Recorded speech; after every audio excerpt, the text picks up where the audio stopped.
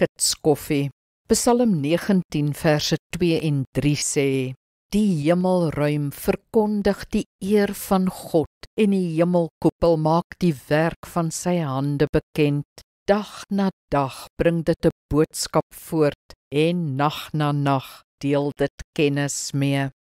Ons is gestres en beangs omdat ons lewe te vinnig en te kompleks geword het. Vroeëre geslagte het 'n eenvoudiger en veel stadiger lewe geleef. In die veld of agter die skape kon hulle een word met die natuur, kon hulle waarneem, dink.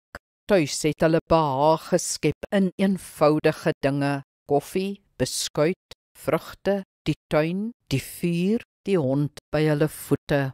Dit sal goed wees vir ons siele as ons ook weer vreugde kan vind in die eenvoudige.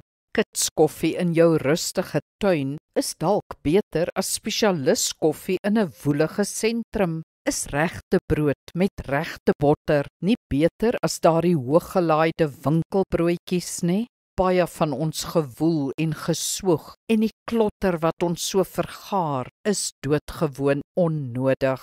Gooi weg, skaal af, leef eenvoudiger, stadiger, waardeer weer die wesenlike dinge, soos die Here se genade.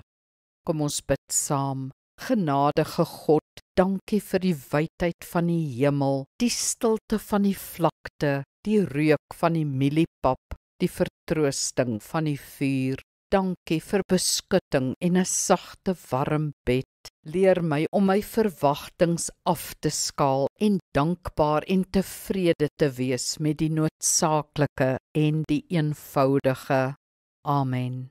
Die Here seën jou.